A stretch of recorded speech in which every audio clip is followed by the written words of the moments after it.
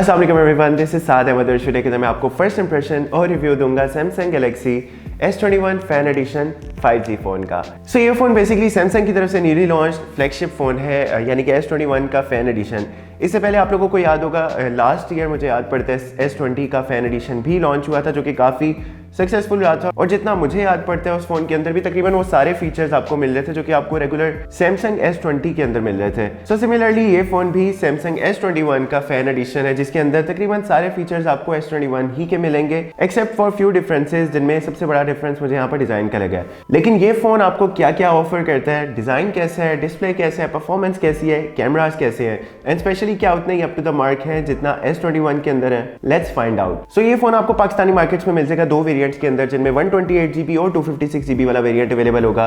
128GB वाला variant की price है 138,500 रुपीज़, यानी कि 1,38,500 रुपये के अंदर आपको ये मिल जाएगा 128GB के साथ। और सिमिलरली 256GB वाला वेरिएंट आपको पाकिस्तानी मार्केट में मिल जाएगा 145,999, यानी कि 1,45,999 रुपये के अंदर। और करंटली अगर रेगुलर S21 की प्राइस देखी जाए मार्केट में, तो दैट इज अराउंड 175,000, यानी कि ओवरऑल कोई 35,000 to 40,000 रुपीज़ का फर्क है रेगुलर S21 के अंदर और इस फोन के अंदर। और एक बहुत इंपॉर्टेंट बात मैं आपको इस फोन के बारे में बताता चलूं कि ये फोन आपको सैमसंग की केयर ऑफर के साथ मिल रहा है, जिसके अंदर अगर फॉर एग्जांपल आपके फोन की स्क्रीन डैमेज हो जाती है, ऑल्दो इसकी वजह से होगी नहीं, क्योंकि इसके अंदर आपको कॉर्निंग गोरिल्ला ग्लास विक्टर्स मिल रहा है, जो कि अमूमन इतनी जल्दी टूटता नहीं है। मतलब 3-4 मीटर के डिस्टेंस से अगर आपका फ़ोन गिर जाता है खुदा ना खास्ता, तो उसकी स्क्रीन बिल्कुल भी डैमेज नहीं होगी। लेकिन स्टिल अगर फॉर इंस्टेंस कभी आपका फ़ोन की स्क्रीन टूट जाती है या अगर आप पैनल रिप्लेस करवाते हैं, तो आपको 50% तक का डिस्काउंट मिलेगा। और आई थिंक एक बहुत अच्छी ऑफर है, क्योंकि अमूमन फ्लैगशिप फ़ोन्स के अंदर पैनल या स्क्रीन बहुत महंगी होती है। मतलब एक बार अगर टूट जाए तो ऑलमोस्ट आपको 40 से 50,000 रुपये का खर्चा पड़ता ही पड़ता है। तो इस फोन के साथ अगर फॉर एग्जांपल आपकी स्क्रीन कभी भी डैमेज हो जाती है, तो आपको 50% तक का डिस्काउंट मिलेगा, which is I think great. तो सबसे पहले बात कर लेते हैं फ़ोन के डिज़ाइन के बारे में। फ़ोन का डिज़ाइन आपको तकरीबन रेगुलर S21 जैसा ही मिल रहा है, except for few differences. Almost look वैसी है, लेकिन थोड़ा बहुत फ़र्क ज़रूर है। बैक साइड पे अगर यहाँ पर आप कैमरा मॉड्यूल इसका देखें तो तकरीबन वैसा ही है, लेकिन यहाँ पर आपको 3 कैमराज मिल रहे हैं। कैमरा की क्वालिटी कैसी है, कौन कौन से कैमराज अवेलेबल हैं, ये कैमरा वाले सेक्शन में आप देख सकेंगे। कैमरा बम्प अलबत्ता यहाँ पर बिल्कुल भी नहीं है, बिल्कुल ज़रा सा बम्प है। साथ ही इसके फ्लैश लाइट अवेलेबल है, ट्रिपल कैमरा सेटअप है। बॉटम में सैमसंग की छोटी सी ब्रांडिंग की गई है, और बाय द वे बैक इसकी सारी मैट फिनिश के साथ आपको मिलेगी, जिसको पॉलीकार्बन का नाम दिया गया है। राइट साइड पर आपको पावर की मिलती है, उसके ऊपर वॉल्यूम कीज अवेलेबल है। टॉप पर आपको सेकेंडरी माइक मिलता है। बॉटम में आपको स्पीकर्स मिल रहे हैं डिवाइस के, टाइप सी की पोर्ट मिलती है और सिम स्लॉट्स अवेलेबल है। ड्यूल सिम ऑप्शन फ़ोन है ये, लेकिन यहाँ पर आपको SD कार्ड की स्लॉट नहीं मिलेगी, विच मीन्स के परचेसिंग के टाइम ही, यानी कि आपको डिसाइड करना पड़ेगा कि either you want 256GB variant या फिर 128GB वेरिएंट, क्योंकि यहाँ पर आप मेमोरी को मजीद एक्सपेंड नहीं कर सकेंगे। While if you talk about the front side, तो फ्रंट पर डिस्प्ले को जो नाम दिया गया है that is infinity O display, क्योंकि यहाँ पर छोटा सा पंच होल कटआउट में फ्रंट कैमरा मिल रहा है। अगेन कैमरा सैंपल कैसे है वो आप आगे वाले सेक्शन में देखेंगे। फ्रंट कैमरा के टॉप पर भी आपको एक और स्पीकर मिल रहा है, यानी कि इस फोन के अंदर basically stereo speaker sound support करता है। और honestly sound quality by default phone के स्पीकर्स के थ्रू काफ़ी अच्छी है। मतलब अमूमन फ़ोन के अंदर ट्रेबल तो काफ़ी अच्छी होती है, लेकिन बेस उस तरह से नहीं होती। लेकिन इस फ़ोन के अंदर आपको बेस भी थोड़ी सी फील होगी, क्योंकि एक तो लाउडर साउंड है और स्टीरियो साउंड के साथ काफ़ी अच्छी फील आएगी।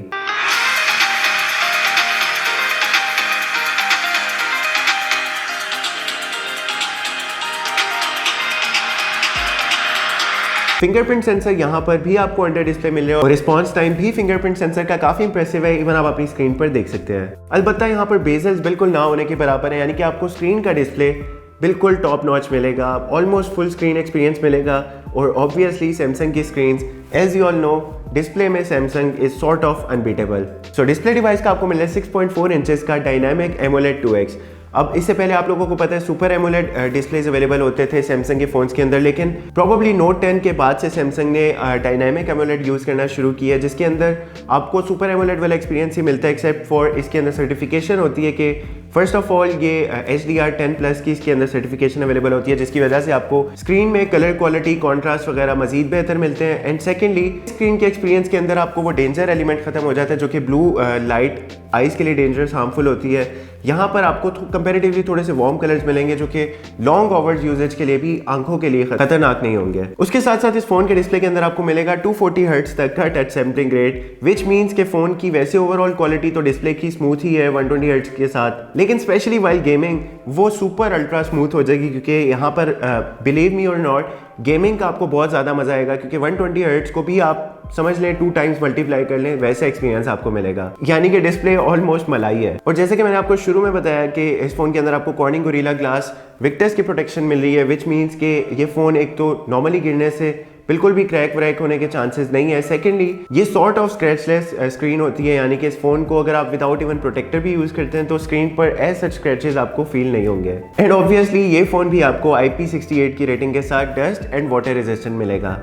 और डिस्प्ले की क्वालिटी की ऑनेस्टली बात करूं तो display first of all Samsung का अगेन अनबीटेबल डिस्प्ले होता है। और कलर्स की अगर बात करें तो कलर एक्यूरेसी, शार्पनेस, सेचुरेशन सब कुछ ऑन पॉइंट है। इवन ब्राइटनेस के नेट्स यहाँ पर बहुत एक्सट्रीम ब्राइटनेस है, मतलब आप एक्सट्रीम डार्क कंडीशन से लेकर एक्सट्रीम लाइट कंडीशन में भी अगर आप इस फोन के डिस्प्ले को यूज़ करेंगे तो इजीली यूजेबल है। इनफैक्ट मैंने इसको iPhone 13 के साथ भी कंपेयर किया डिस्प्ले को, सेम वीडियो लगाकर HDR सपोर्टेड वीडियो थी, 4K वीडियो थी, दोनों फोन्स के अंदर मैंने फुल ब्राइटनेस करके जब वीडियो देखी तो ऑनेस्टली सामने से तो iPhone 13 के और इसके डिस्प्ले का रिजल्ट ऑलमोस्ट सेम था, शार्पनेस भी एक ही जैसी लग रही थी, एक्सेप्ट फॉर आपको पता है कि iPhone के डिस्प्ले आपको पता है थोड़ा सा येलो की तरफ उनकी टोन होती है, लेकिन उसके अलावा दोनों के डिस्प्ले सामने से बिल्कुल एक जैसे थे। लेकिन व्हेन व्यूइंग एंगल की बात करें तो बिल्कुल अगर साइड से देखें तो सैमसंग S21 फैन एडिशन का डिस्प्ले यहाँ पर बहुत इजीली बीट कर रहा था iPhone 13 के डिस्प्ले को, क्योंकि शार्पनेस वगैरह ऑल दो सेम थी, लेकिन when it comes to brightness and vivid display तो साइड से देखें तो इट वाज वेरी क्लियर कि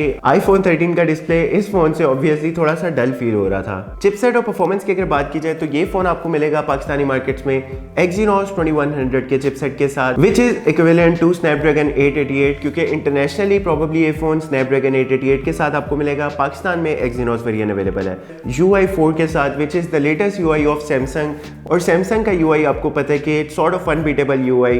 ऑनेस्टली मेरे लिए सबसे ज़्यादा user friendly user interface Samsung ही का है, क्योंकि सिक्योरिटी के पॉइंट ऑफ व्यू से भी आपको अपडेट्स रेगुलरली मिलते रहते हैं। एंड फाइनली जेस्चर्स, एनिमेशंस वगैरह यहाँ पर एक्सेसिबिलिटी पॉइंट ऑफ व्यू से काफ़ी ज़्यादा फीचर्स हैं जो कि आपको UI 4 के अंदर मिलेंगे। बैटरी इस डिवाइस के अंदर आपको मिली है 4500 mAh की, और ऑनेस्टली मुझे इस फ़ोन की बैटरी की performance comparatively Samsung S20 fan addition के बेहतर लगी है, क्योंकि S20 फैन एडिशन की बैटरी काफ़ी जल्दी ड्रेन हो रही थी, लेकिन यहाँ पर इस फ़ोन की बैटरी तकरीबन एक दिन तक बहुत इजीली निकाल लेती है। And when it comes to charging तो आप इस फ़ोन को इजीली चार्ज कर सकते हैं 50% तकरीबन आधे घंटे के अंदर, यानी कि फ़ोन तकरीबन 1 या सवा घंटे के अंदर फ्रॉम 0 to 100% ईजिली चार्ज हो जाता है।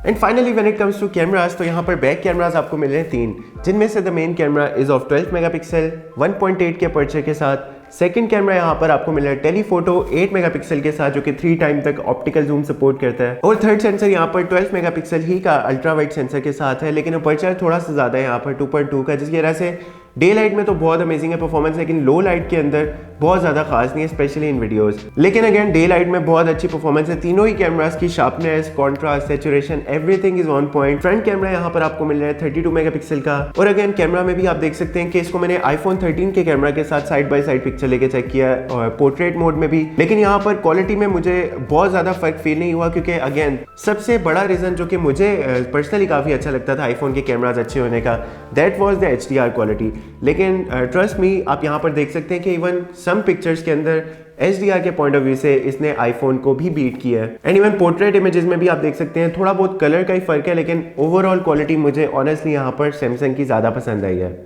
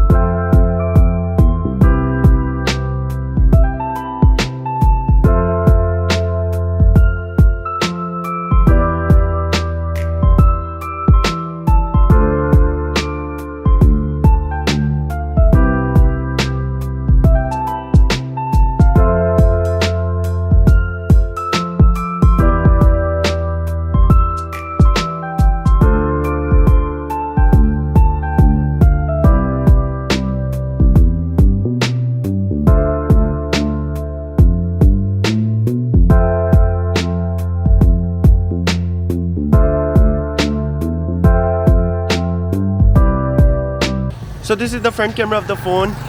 फ्रंट कैमरा की क्वालिटी का अंदाज़ा भी आप यहाँ से लगा सकते हैं, और फ्रंट कैमरा के थ्रू ऑडियो क्वालिटी भी कैसी आ रही है ये भी आप अंदाज़ा लगा सकते हैं, क्योंकि अभी मैं नेचुरल इन्वायरमेंट में खड़ा हूँ और फ्रंट कैमरा के थ्रू रिकॉर्डिंग हो रही है, माइक इसका ऑडियो रिकॉर्ड कर रहा है। अदरवाइज़ यहाँ पर एक चीज़ मुझे काफ़ी मज़े की लग रही है कि यू कैन सी कि यहाँ पर बैकग्राउंड पर बड़ा स्मूथ सा नेचुरल सा बुके बन रहा है। इनफैक्ट यहाँ पर उसके अलावा HDR कैपेबिलिटीज़ इन वीडियो भी मुझे काफ़ी अच्छी लगी, क्योंकि एज यू कैन सी अभी मैं लाइट सोर्स के बिल्कुल अगेंस्ट खड़ा हूँ, लेकिन यहाँ पर शेडोज़ और हाईलाइट्स को बड़े मज़े से बैलेंस कर रहा है phone, which is again a great plus point.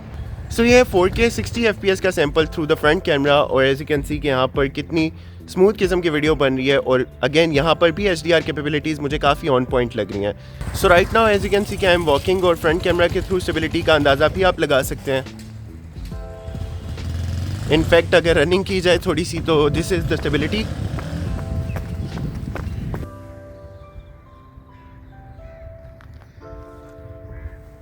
ये है अल्ट्रा वाइड सैंपल 60 FPS के साथ 4K रिकॉर्डिंग।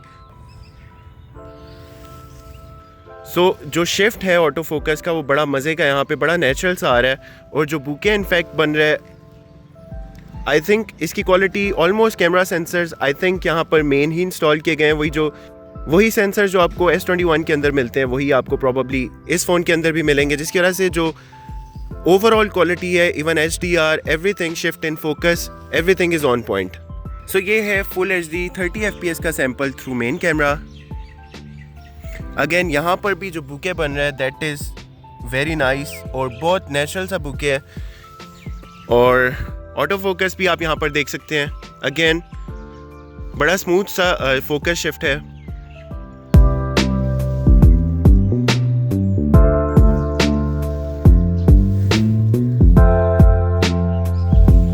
एंड फाइनली ये है टेलीस्कोप लेंस के थ्रू 1080p 30 FPS का sample.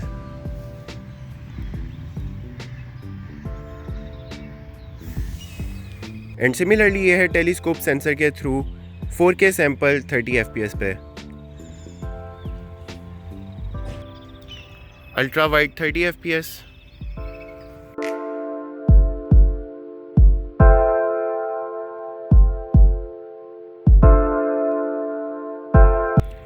Main camera 30 FPS।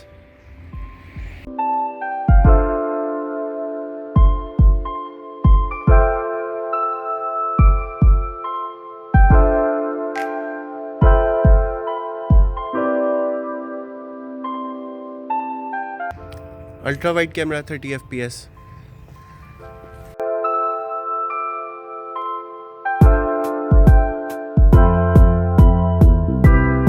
Main camera 30 FPS।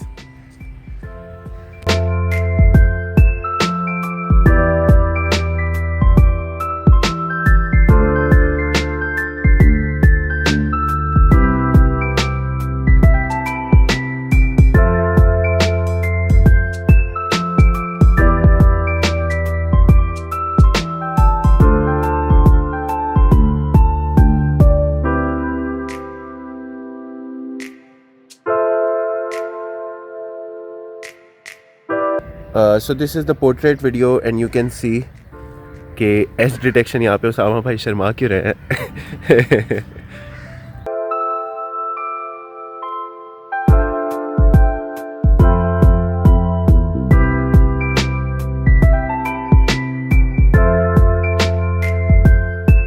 So guys ये था Samsung Galaxy S21 fan addition का डिटेल रिव्यू। आई होप आपको इस फ़ोन के बारे में तकरीबन सभी कुछ अच्छे से समझ आ गया होगा, but if you still have any question about the phone तो आप मुझसे कमेंट्स में पूछ सकते हैं। I will try my best to answer all of your queries. अगर मैं अपना फाइनल वर्डिक्ट दूं अबाउट द फ़ोन तो मुझे फ़ोन पर्सनली काफ़ी अच्छा लगा है। सारे फीचर्स तकरीबन S21 जैसे ही है, लेकिन when it comes to the price तो ऑब्वियसली ये फ़ोन आपको सैमसंग S21 रेगुलर एडिशन से तकरीबन 35 से 40 हज़ार रुपये सस्ता मिलेगा। लेकिन मुझे लगता है कि इस फ़ोन की प्राइस को मज़ीद थोड़ा सा कम होना चाहिए था, क्योंकि ऑलमोस्ट 35 से 40 हज़ार रुपये का फ़र्क कोई बहुत ज़्यादा फ़र्क नहीं है। क्योंकि अगर if a person is spending like 140,000 rupees on a phone तो वो 30-40 हज़ार रुपये ऊपर मिला के रेगुलर वेरिएंट भी ले सकता है for few more features obviously. लेकिन यहाँ पर अगर इस फ़ोन की प्राइस तकरीबन 1.20 या 1.25 रखी जाती तो देन आई थिंक ये फ़ोन ज़्यादा वर्थ इट था। लेकिन अगेन ओवरऑल एक्सपीरियंस आपको तकरीबन S21 जैसा ही मिल रहा है यहाँ पर। What are your thoughts about the phone? Do let me know in the comment section. फिलहाल के लिए मुझे दीजिए इजाजत। This is Saad Ahmad signing off. Take care, अल्लाह हाफिज।